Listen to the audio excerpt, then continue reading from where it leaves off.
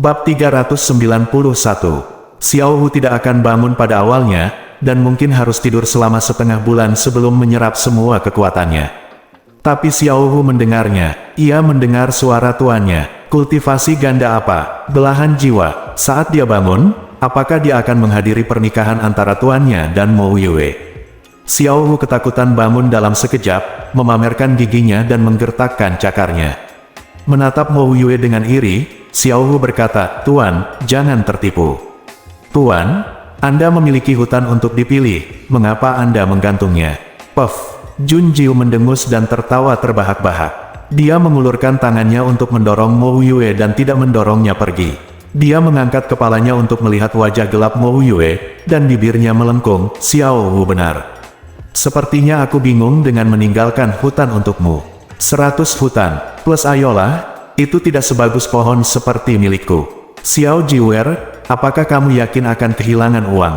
Mo Yue mengerutkan kening, mata emasnya berkedip dengan kesombongan dan mendominasi. "Lebih baik memilikinya sendiri daripada puluhan ribu." Narsisisme. Tapi siapa yang membuat Mo Yue memiliki modal narsisme ini? Sudut mulut melengkung lagi, dan Jun Jiu berkata, "Apakah itu untung atau tidak, saya memiliki keputusan akhir. Sekarang lepaskan saya, atau kucing saya akan mencakar Anda." Dilihat dari postur Xiao Hu, dia tidak seperti itu, akan mencakar Mo Yue memiliki wajah dicat besar. Bahkan jika dia bergegas, dia tidak bisa menggaruknya. Xiao Hu masih siap untuk bergerak. Mo Yue tidak melepaskannya, dia menatap Jun Jiu dalam-dalam. Bibir tipisnya sedikit terbuka, dan nadanya kusam dan penuh harap. "Xiao Jiwer belum menjawabku. Apakah kamu tidak mau?" Petik 2. "Ya, tapi aku tidak mau." "Kenapa? Aku tidak pernah suka siapapun, apalagi aku pernah mencintai seseorang sebelumnya. Tapi kupikir, begitu aku jatuh cinta, itu akan menjadi hal seumur hidup, dan itu tidak akan pernah berubah." Jun Jiu meraih tangan Mo Yue dan meletakkannya di hatinya. Jun Jiu melanjutkan, "Ibuku menghabiskan 10 bulan membuat hati untukku, dan aku merawatnya selama beberapa tahun. Aku tidak akan pernah membiarkan siapapun memiliki kesempatan untuk menyakitinya, termasuk diriku sendiri. Yue, apakah kamu mengerti? Jika Anda tidak mencintai, Anda tidak akan terluka." Jadi dia berhati-hati dan tidak pernah membiarkan dirinya mudah tergoda. Bahkan jika Mo Yue memberinya perasaan yang belum pernah dia rasakan sebelumnya, itu akan membuat jantungnya berdetak lebih cepat, membuatnya bahagia, dan membuatnya tidak bisa menahan diri. Tapi dia masih memilih untuk lebih berhati-hati. Lagi pula, dia tahu terlalu sedikit tentang Mo Yue. Ini membuat Jun Jiu merasa sedikit tidak aman. Namun, kata-kata serius Jun Jiu jatuh ke telinga Mo Yue, dan kalimat pertama adalah hal pertama yang dia tangkap. Mo Yue mengangkat sudut mulutnya, dan mata emasnya berbinar. Dia menatap Jun Jiu dalam-dalam dan berkata, "Jadi, aku akan menjadi orang pertama yang disukai dan dicintai Xiao Jiwer." Jun Jiu, "Xiao Hu, aku tidak mengakuinya, aku menyukaimu."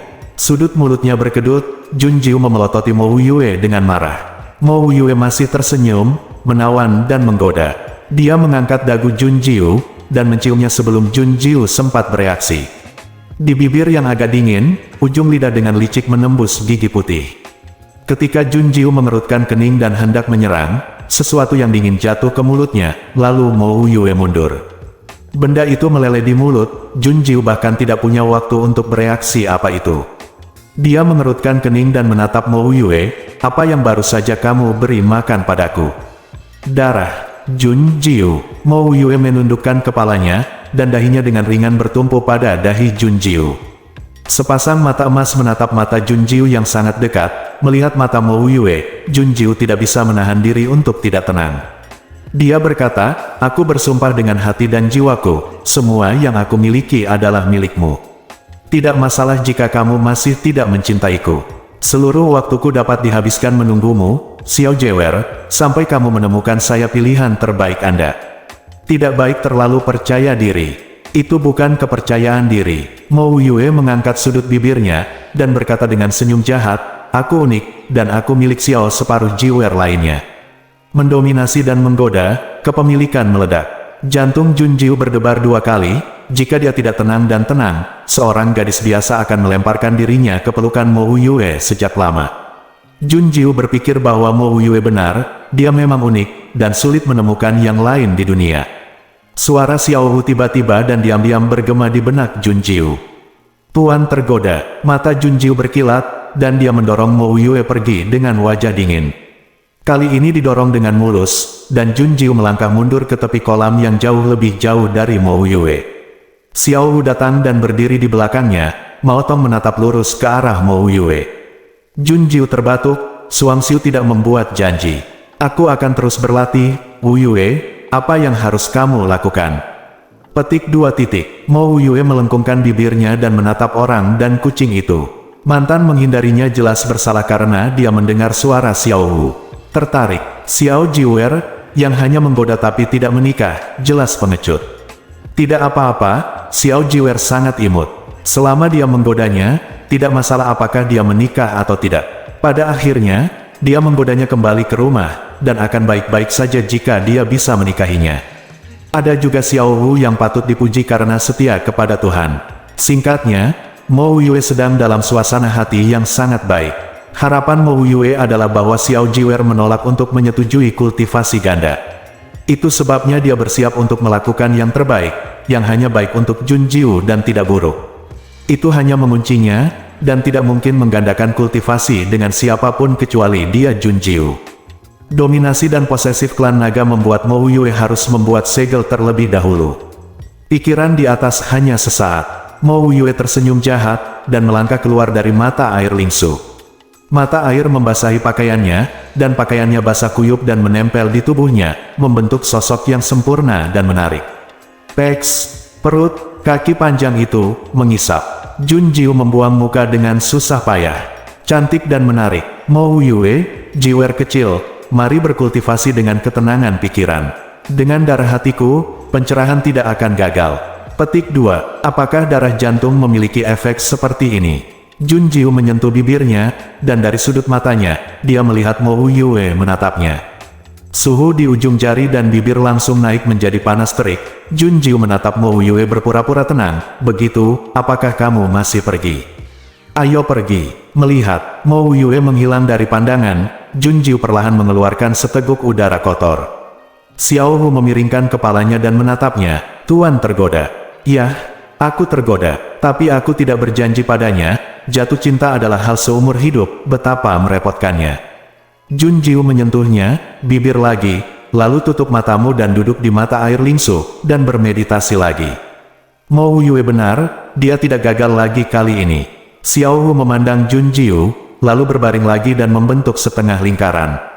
Ia mendengkur tanpa henti, dan pupil kucing itu menyempit menjadi garis vertikal. Pikir Xiao Hu, apakah ini merepotkan? Berdasarkan pemahamannya tentang tuannya, dia jelas pengecut. Siapa yang menggoda dengan lancang dan masih ingin mendapatkan Mo Yu?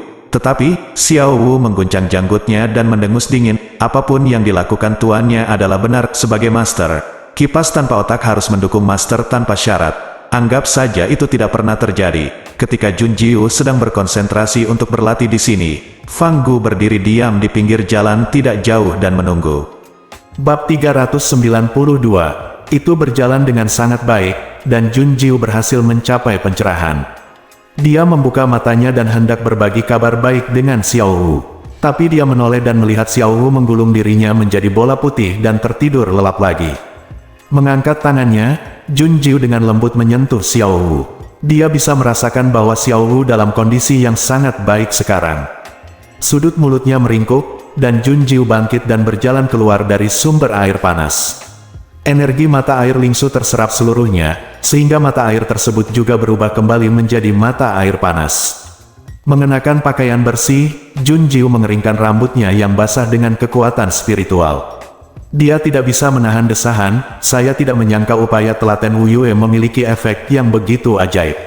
Nah, jangan gunakan upaya telaten Wu Yue, cukup gunakan beberapa tetes darahnya untuk penelitian. Saya tidak tahu apakah Wu Yue bersedia melakukannya. Dalam keadaan khusus seperti sekarang, Leng Yuan mereka akan menghindari kecurigaan dan bersembunyi. Kalau tidak, ketika dia mendengar kata-kata Junjiu, dia pasti akan mengangguk berulang kali. Belum lagi beberapa tetes darah, Tuan akan memberikannya kepadamu jika kamu menginginkan darah dari hatimu.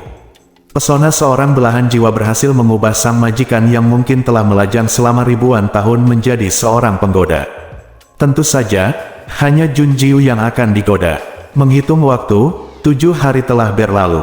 Penyembuh memiliki banyak energi spiritual ketika mereka berlatih, dan mereka tidak merasa lapar. Junjiu menduga bahwa saudara-saudara dan yang lainnya juga sudah selesai saat ini, jadi dia berencana untuk menemukan mereka. Baru setengah jalan, Junjiu berhenti. Dia mengangkat kepalanya dan menatap Fanggu dengan tenang, dengan nada tenang. "Temui Fanggu, dari mana asalmu?" Fanggu menatap lurus ke arah Junjiu, wajahnya tenang dan tidak ada emosi yang terlihat. "Langit mengatur negara." Setelah mendengar jawaban Junjiu, mata Fanggu berubah. Tetapi dia tidak bertanya lagi, tetapi mengubah topik pembicaraan dan berkata, "Begitu. Saya pernah ke kerajaan Tianzong, di mana orang-orangnya luar biasa dan tanahnya bagus." Petik 2. Melihat Junjiu lagi, Fanggu mundur ke sisi jalan untuk memberi jalan bagi Junjiu. Dia berkata, "Pergilah, kakak laki-lakimu dan yang lainnya keluar kemarin. Malam ini, paling lambat besok, para tetua Akademi Taichumu akan datang menjemputmu." Petik 2. Junjiu mengangguk pada Bibi Fang, dan berjalan melewatinya tanpa melihat kembali.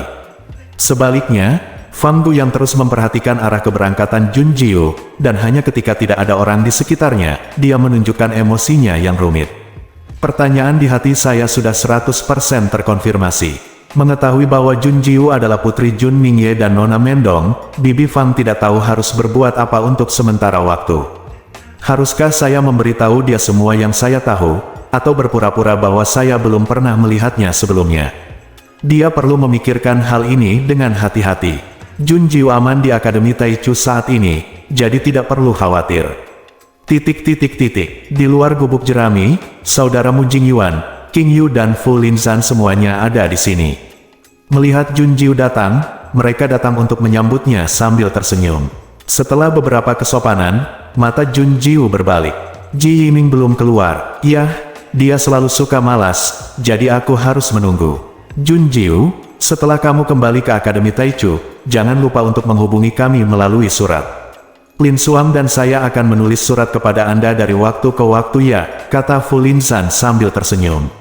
Mereka berteman sekarang. Ketiga perguruan tinggi itu jauh, sehingga sulit untuk bertemu satu sama lain. Jadi saya memilih untuk menghubungi melalui surat. Junjiu mengangguk, mengatakan ya. Orang-orang dari Akademi Taichu datang lebih cepat dari yang diharapkan Fanggu. Saat itu baru sore, Junjiu dan Fu Linzan tidak mengatakan sepatah kata pun, dan sekelompok orang yang dipimpin oleh Tetua Agung tiba dengan cepat. Penatua Agung mengangkat kepalanya dan menatap Junjiu, King Yu dan Mu Jingyuan. Dia berkata, "Selamat atas pencerahan Anda yang berhasil. Apakah Anda siap? Kami akan segera berangkat." "Cepat sekali." "Hebat, cepat." "Tetua Agung, apakah ada sesuatu yang mendesak bagi kami untuk kembali ke Absolute Beginning Academy?" Mu Jingyuan bertanya pada penatua pertama dengan heran. Penatua pertama memandangnya dengan senyum munafik dan dermawan. "Tidak ada yang terjadi, tapi ini kediaman Fanggu, dan tidak ada tempat tinggal untukmu. Sekarang Anda bisa pergi ke kota untuk beristirahat di malam hari. Bagaimana, Jingyuan? Apa ada hal lain yang harus kamu lakukan?" Melihat sesepuh memintanya kembali, Mu Jingyuan hanya bisa menggelengkan kepalanya. Meskipun apa yang dikatakan sesepuh itu benar, Mu Jingyuan selalu merasa bahwa sesepuh terlalu cemas. Aneh, seolah-olah dia sedang terburu-buru untuk melakukan sesuatu. Memikirkan ini, Mu Jingyuan menoleh untuk melihat Junjiu dan King Yu. Wajah sedingin es Junjiu tidak menunjukkan apa-apa, tetapi King Yu bereaksi dengan cara yang sama seperti dia. Mereka semua merasa ada sesuatu yang salah, tetapi mereka tidak tahu. Penatua mendesak mereka, dan mereka hanya bisa mengucapkan selamat tinggal kepada Fu Linzan dan yang lainnya, dan pergi lebih dulu. Melihat Junjiu dan yang lainnya pergi, Fu Linzan menyentuh pangkal hidungnya. "Lin Suang, kamu mengatakan bahwa sesepuh Agung Akademi Taichu terlalu cemas, bukan? Meski terlambat, ada perahu roh dan Anda bisa sampai di sana." Petik 2. Agak aneh, kata Fu Lin Suang. Fu Lin Suang mengangguk, "Kamu juga merasa aneh, bukan? Saya kembali dan menulis kepada Junjiu, menanyakan apa yang Tetua Agung sedang terburu-buru." Petik 2. Jika Anda mengatakan bahwa Anda merasa Penatua Agung melakukan hal-hal aneh pada awalnya, maka firasat aneh ini menjadi lebih serius di jalan. Berdiri di perahu roh, Mu Jingyuan melihat pemandangan di bawah. Dia mengerutkan kening dan berkata, jalan itu sepertinya berada di sisi yang salah. Petik 2. Mati. Mendengar ini, Jun Jiu menyentuh tangan Xiao Hu sejenak, dan dia menatap Mu Jingyuan dengan dingin. Mu Jingyuan mengangguk. Aku pernah datang ke tempat Fanggu bersama guru, dan aku mengambil jalan lain ketika aku kembali. Sekarang yang ini, tidakkah Anda pikir Anda akan pergi jauh ke dalam hutan?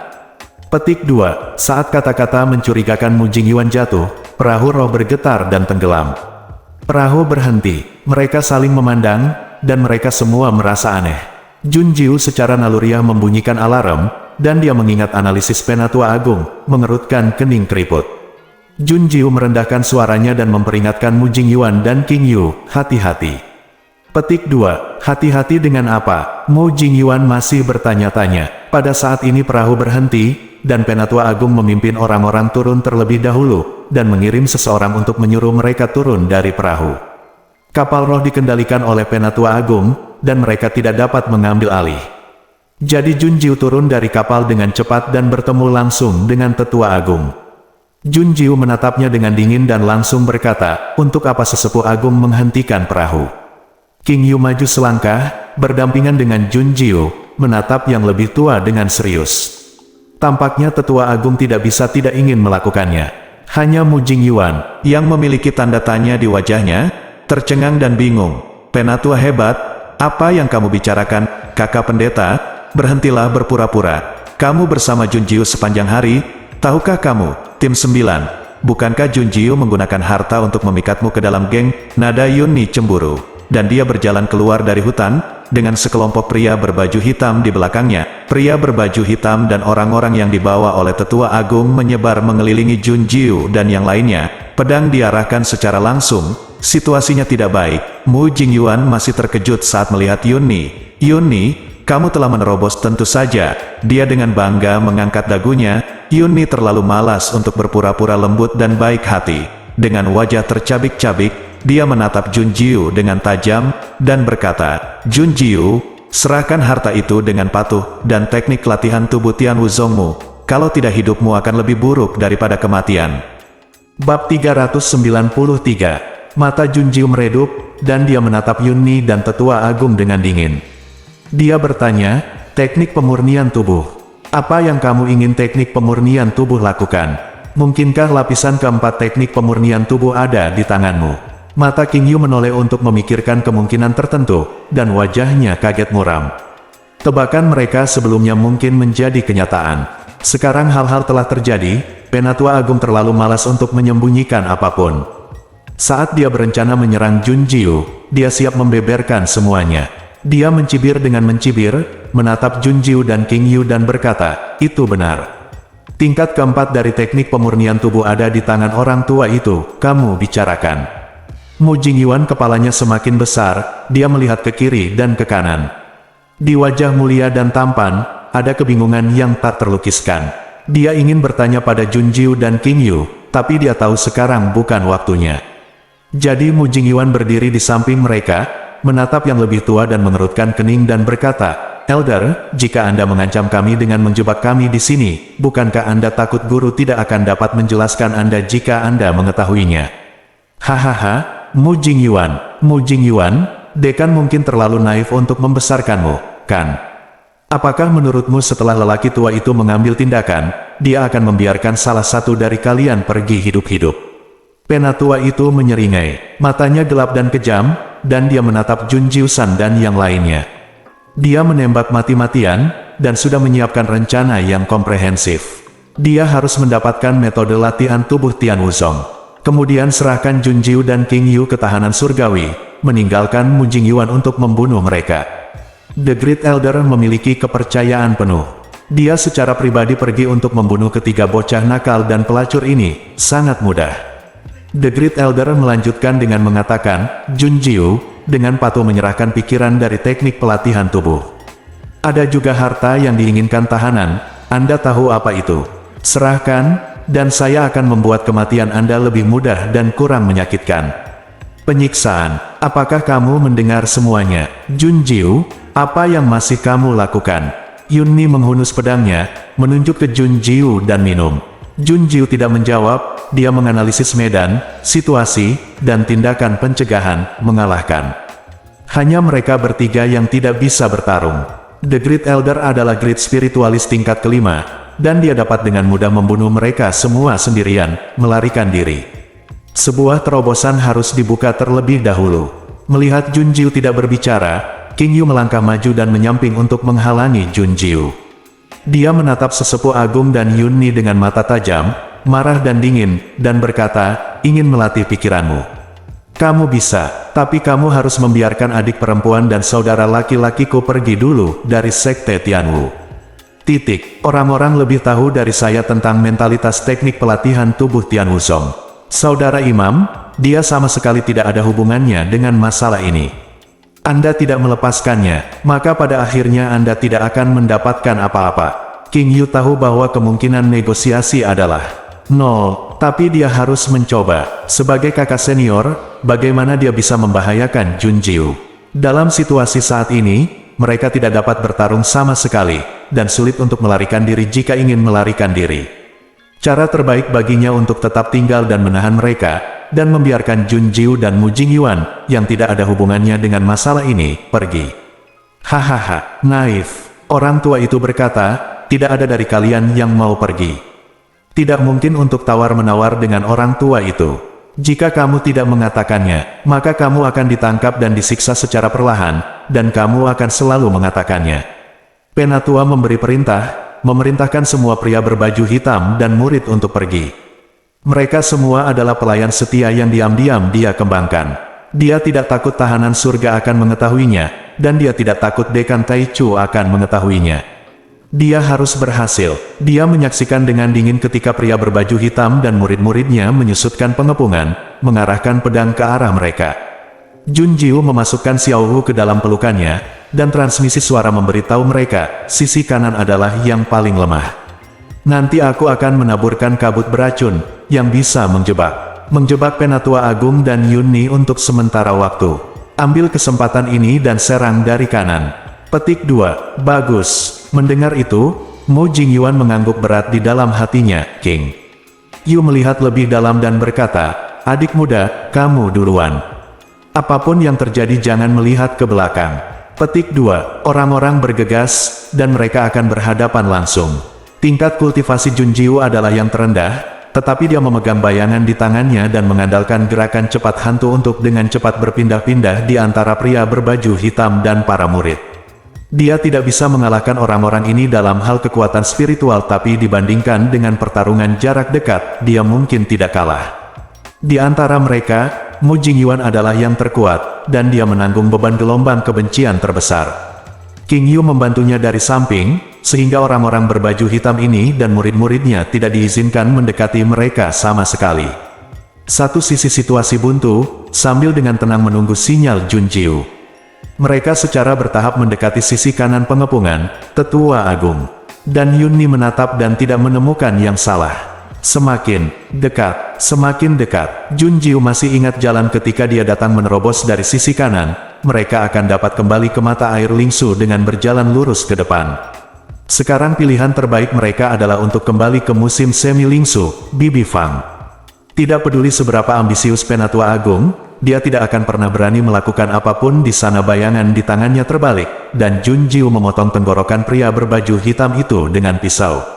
Di darah berceceran, ujung jari kirinya bertumpu pada botol obat. Waktu dihitung mundur, dan kali ini, Junjiu berkata dengan dingin, ayo pergi. Tanda seru. Sebelum dia selesai berbicara, dia mengangkat tangannya dan membuka botol obat. Bubuk putih tumpah keluar, dan bubuk itu seperti kabut saat Junjiu menembaknya.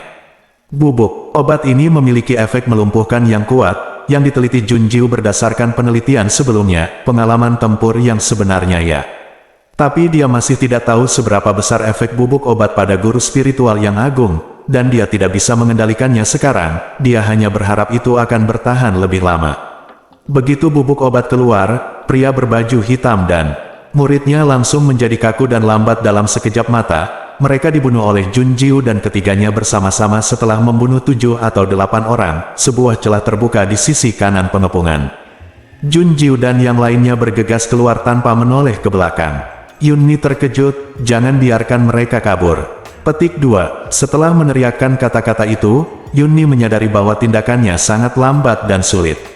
Saat panik, sebuah pil dimasukkan ke dalam mulut Yunni. Penatua hebat tidak terpengaruh oleh bubuk obat, dia menghilang dalam sekejap, dan muncul di depan Jun Jiu dan yang lainnya di detik berikutnya. Ekspresi Jun Jiu dan yang lainnya sedikit berubah saat mereka berhenti dengan tergesa-gesa untuk pergi. Selamat tinggal Grand Elder Yunli menamparnya dengan telapak tangan. Jun Jiu berteriak, cepat kembali.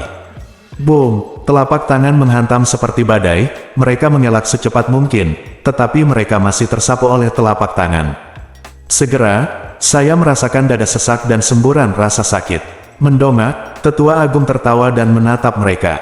Dia tertawa dan berkata, Jun Jiu, aku tahu kamu adalah tangan suci Jun Jiu. Karena aku ingin menangkapmu, bagaimana mungkin aku tidak waspada? Sepertinya penawar dari apoteker racun sangat efektif.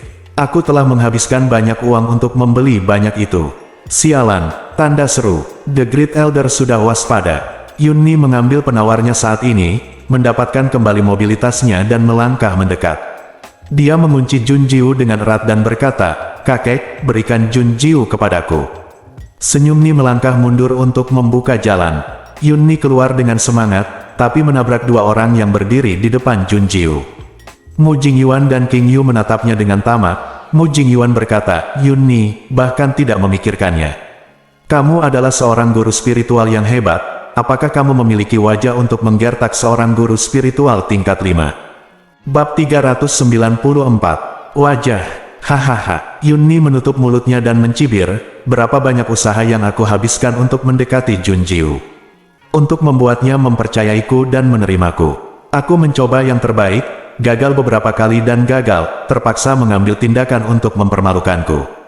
Sekarang, ya, sudah waktunya bagi Jun Jiu untuk membayar harganya dan membayarku kembali. Yunni menatap Jun Jiu dengan kemarahan dan kecemburuan di matanya.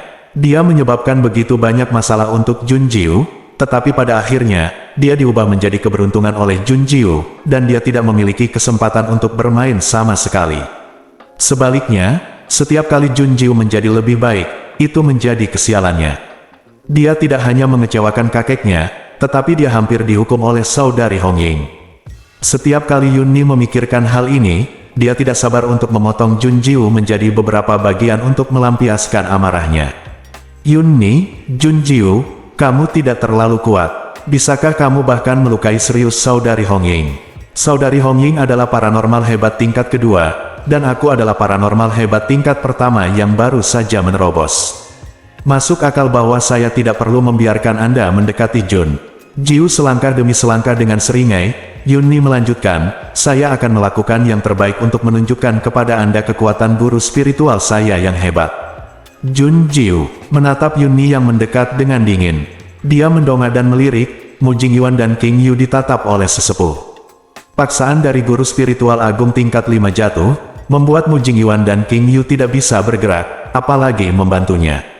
Seorang guru spiritual tingkat kelima versus seorang guru spiritual besar tingkat pertama.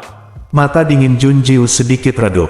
Tanpa curang, dia hampir tidak memiliki peluang untuk menang. Tapi itu hampir berarti masih ada secercah kehidupan, tergantung apakah dia bisa memanfaatkan kesempatan ini. Melihat wajah cantik Jun Jiu, dia tetap tenang dan tenang. Alis dan matanya sangat indah, dan setiap garis wajahnya lebih baik darinya, kecantikan nomor 1 di Akademi Taichu. Yunni tidak bisa menyembunyikan kecemburuan dan keengganannya. Saat ini, bukankah seharusnya Jun Jiu berlutut dan memohon belas kasihan? Berpura-pura, dia pasti berpura-pura. Yunni kesal, dan berkata sambil mencibir, Jun Jiu, bukankah kamu selalu sangat sombong? Kenapa kamu tidak bicara sekarang? Jun Jiu tersenyum, mata dinginnya bertemu dengan mata Yunni. Yunni yang tersentak. Jun Jiu berkata, bunga popi merah bukanlah lawanku. Kamu, kenapa aku harus menyia-nyiakan kata-kataku untuk lawan yang telah dikalahkan oleh lawanku? Petik 2. Kamu. Yunni menatap. Dia marah dan malu, dan sedikit ketakutan. Perubahan suasana hati yang halus ini semuanya terlihat jelas oleh Junjiu. Yunni melihat Hong Ying disiksa oleh darah dengan matanya sendiri. Hong Ying adalah keberadaan yang tak terjangkau dan menakutkan baginya, dan Junjiu mengalahkan Hong Ying. Tidak peduli seberapa tenang Yunni, masih ada sedikit ketakutan dan ketakutan di hatinya. Apakah Junjiu masih bisa mengeluarkan kekuatan yang dimilikinya saat berhadapan dengan Hong Ying? Dia takut. Melihat ekspresi Yunni, sudut mulut Junjiu sedikit melengkung dan dingin. Sekarang saatnya untuk memberinya kendali. Dalam hal momentum, dia tidak akan pernah kalah dari siapapun. Jadi ditekan oleh sesepuh agung dan tidak bisa bergerak, King Yu dan Mu Jingyuan, yang sangat cemas, melihat bersama bahwa Junjiu mengambil langkah. Dia benar-benar berjalan menuju Yunni atas inisiatifnya sendiri, tetapi tubuh Yunni membeku, matanya melebar dan kepanikan melintas di wajahnya.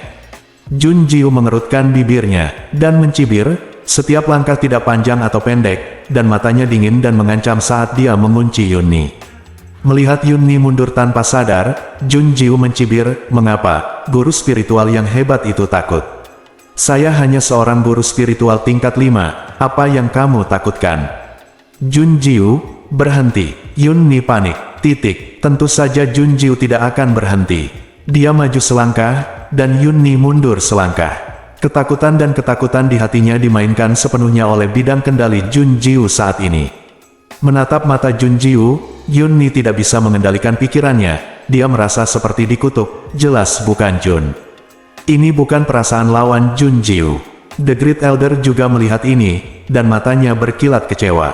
Junjiu hanyalah guru spiritual tingkat 5, beraninya Yunni kalah dari aura Junjiu. The Great Elder mengerutkan kening dan mendesak, "Yunni, untuk apa kamu masih berdiri di sana?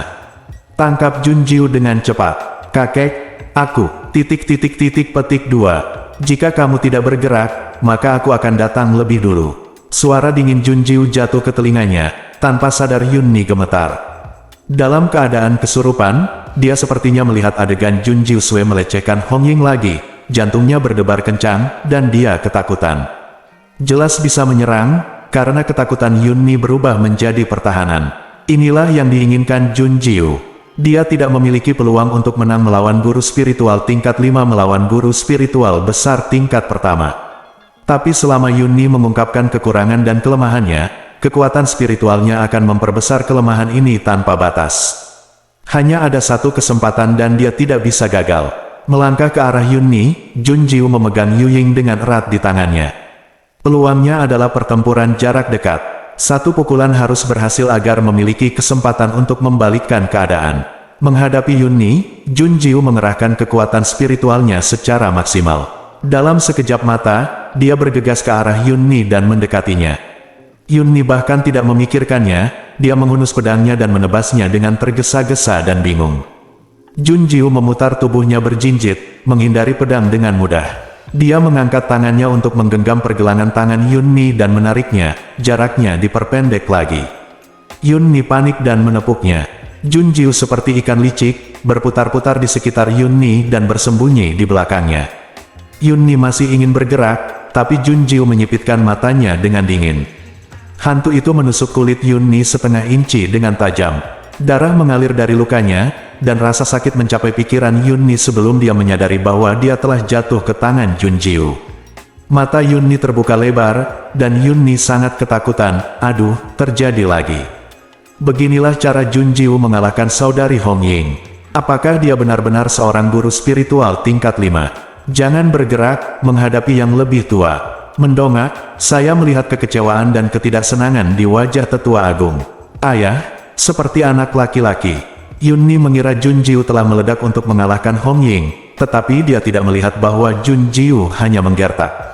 Menjepit kekurangan dan kelemahannya, satu pukulan pasti akan mengenai.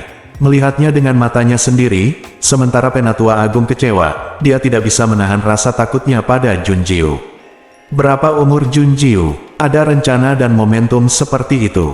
Jika dia tidak mengetahui dengan jelas bahwa kekuatan Junjiu hanyalah seorang guru spiritual tingkat 5, dia akan terkejut oleh Junjiu. Sayang sekali benih yang begitu bagus tidak bisa digunakan olehnya. Dengan Tian di penjara, Junjiu harus mati. Junjiu berhasil. Dia menyandera Yunni, dan berkata dengan dingin kepada sesepuh, "Tetua, bawa orang-orangmu dan segera keluar dari sini. Kalau tidak, aku akan membunuhnya." Akal sehat, dia panik dan meminta bantuan. The Great Elder tidak menjawab, tetapi hanya tersenyum sinis. Pada saat yang sama, dia melambaikan tangannya untuk melepaskan kendali paksa pada King Yu dan Mu Jingyuan, dan melepaskan diri dari belenggu. King Yu dan Mu Jingyuan buru-buru berjalan ke sisi Junjiu. Begitu mereka berdiri diam, Tetua Agung tiba-tiba mengeluarkan panah keras dari lengan bajunya dan menembakkannya. Mata terbuka lebar, tercengang, apa yang Penatua Agung lakukan? Panah suara dapat memanggil murid Akademi Taichu terdekat, dan jika Akademi Tiansu dan Zixiao melihatnya, mereka akan bergegas. Apakah dia menyerah? Tidak, tidak akan pernah sesederhana itu. Sungguh. Penatua Agung tersenyum sinis, lakukan, Junjiu, bunuh dia. Bab 395. Kakek, Yunni menatap kaget, kakeknya sendiri sebenarnya meminta Junjiu untuk membunuhnya. Tidak, dia pasti salah dengar. Junjiu juga tidak berpikir dia salah dengar. Matanya redup, dan dia menatap Penatua Agung dengan dingin. Dia sedang memikirkan tentang apa yang dimaksud Penatua Agung. Melihat bahwa Junjiu tidak bergerak, Tetua Agung malah mendesaknya. "Junjiu, apa yang masih kamu lakukan?" "Kakek," teriak Yunni, "jangan panggil aku kakek, aku tidak punya cucu sebodoh kamu. Setelah lebih dari 10 tahun berkultivasi dengan hati-hati, kamu bahkan tidak bisa mengalahkan guru spiritual tingkat 5 dan menjadi ikan di telapak tangan. Malu, untuk menyelamatkanmu, lebih baik mendapatkan teknik latihan tubuh perhatian itu penting," kata sesepuh sambil menyeringai. Ketika mereka mendengarnya, ekspresi mereka berbeda. Yunni sangat terkejut sehingga dia tidak bisa mempercayainya. Dia tidak percaya apa yang dikatakan Penatua Agung itu benar. King Yu dan Mu Jingyuan juga tercengang. Tetua Agung begitu kejam dan kejam. Hanya Junjiu yang menjadi semakin takut. Dia melihat paranoia dan kegilaan dalam penampilan sesepuh agung. Keberadaan teknik pemurnian tubuh dan metode pikiran telah melampaui kepentingan Yunni baginya. Tidak peduli berapapun harganya, dia harus mendapatkan teknik pemurnian tubuh dan harta yang diinginkan oleh tahanan. Cahaya di matanya gelap seperti lubang hitam, dan sudut mulut Junjiu melengkung membentuk garis. Bayangan di tangannya bergerak ke leher Yunni lagi. Penatua Agung benar-benar tidak peduli dengan nyawa Yunni. Lebih banyak darah mengalir, dan Yunni berusaha keras untuk mengendalikan tubuhnya yang gemetar karena rasa sakit yang hebat. "Saya khawatir jika busurnya terlalu besar, bayangan itu akan memotong tenggorokannya." Melihat ini, Tetua Agung tersenyum kejam. "Aku berkata, bunuh dia. Kematiannya hanya akan menjadi bidak yang paling menguntungkan bagi lelaki tua itu." "Kamu sangat pintar, Junjiu, kamu harus mengerti apa maksud lelaki tua itu, kan?"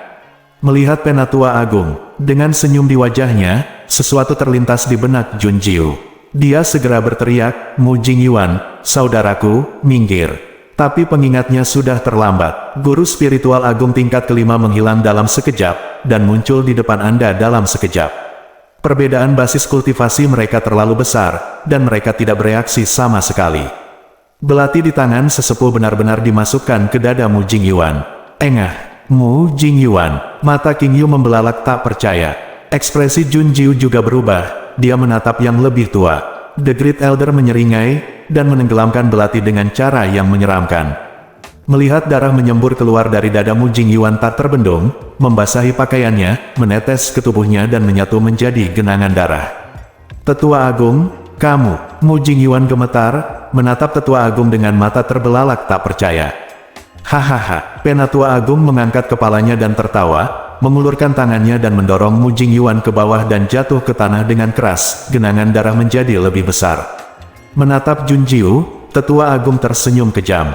Junjiu, tidak peduli seberapa pintar kamu masih anak nakal, tapi kamu hanya seorang guru spiritual tingkat 5.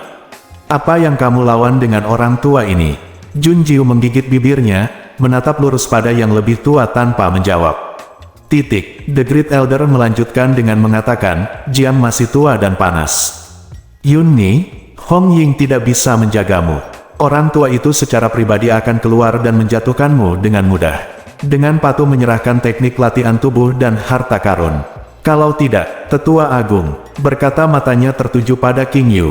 Pemaksaan datang, seperti gunung yang menekan punggung King Yu. Saya tidak bisa bergerak, dan tubuh saya dipenuhi keringat dingin.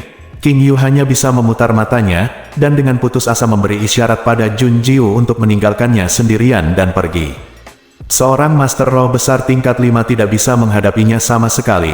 Sesepuh agung bahkan membunuh Mu Jingyuan, apalagi dia. Adik perempuan junior, ayo pergi. King Yu mengirim transmisi suara ke Jun Jiu dari lubuk hatinya, ayo pergi. Tetua agung mengancammu denganku, tetapi apakah dia akan membiarkan kami pergi jika kamu menyerahkan barang-barang itu, saudari junior? Tidak, Mu Jingyuan adalah takdir kita. Cepat dan tangkap aku, gunakan Yunni sebagai tameng, keluar dari sini. Jun Jiu membuka mulutnya, tapi tidak bersuara. Berjalan, dia tidak berpikir dia bisa lolos. Dan dia tidak akan meninggalkan King Yu dan melarikan diri sendirian. Serahkan pikiran dan hartamu, Jun Jiu. Aku tidak punya banyak kesabaran, Tetua Agung mendesak lagi. Menatap Penatua Agung dengan dingin, Jun Jiu berkata pada saat ini, roh dan harta adalah dua hal. Ubah satu persatu, biarkan saudaraku pergi, dan aku akan memberitahumu isi hatinya. Penatua Agung tertawa, seolah-olah dia mendengar sesuatu yang konyol untuk alasan yang sama. Dia membuka tangannya dan meraih King Yu di udara, meraih King Yu di tangannya dan mencekik lehernya. Penatua hebat mencibir dengan ganas, Jun Jiu, mengapa kamu berpura-pura bingung? Pada saat ini, tawar-menawar apa yang harus kamu negosiasikan denganku? Orang tua itu menginginkan semua harta magis, kalau tidak aku akan memotong lehernya. Tanda seru, petik 2, ya, saya tidak punya alat tawar-menawar. Mata Jun Jiu sedingin es, menantang udara dingin.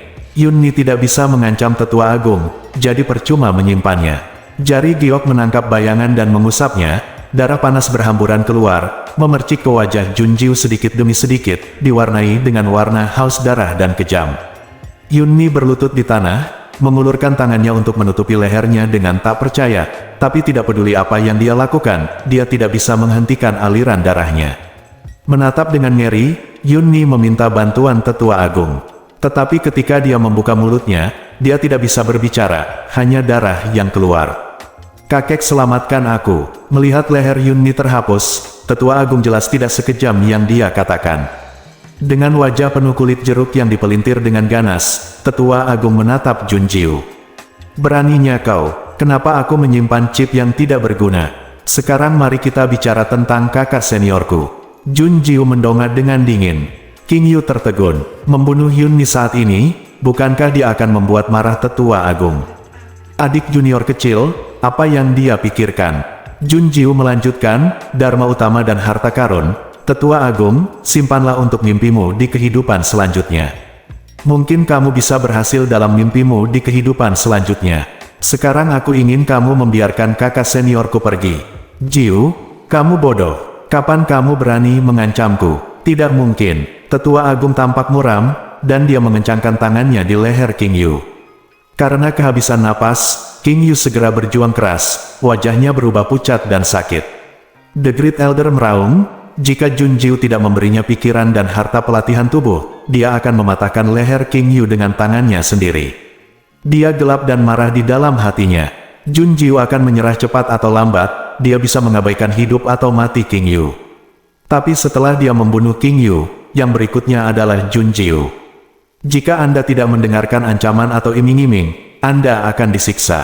Dia tidak bisa dibandingkan dengan trik jahat Hon Ying, tapi dia juga bisa membuat hidup lebih buruk daripada kematian. Memikirkan Yunni, Tetua Agung merasa sedikit patah hati, berpikir sejenak. Yunni, jangan khawatir, kakek akan menyiksa Jun Jiu untuk membalaskan dendammu. Melihat King Yu hampir mati lemas, wajah Jun Jiu sedingin es. Dia mengepalkan tinjunya, dia masih menyalahkannya karena terlalu lemah. Ini adalah situasi putus asa, dan hampir tidak ada kemungkinan untuk berbalik.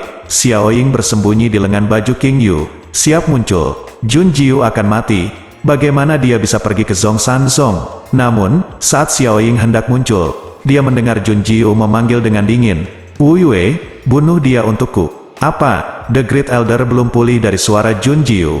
Engah, rasa sakit yang parah membuat Penatua Agung menundukkan kepalanya, dan melihat lengannya yang patah. Bersambung.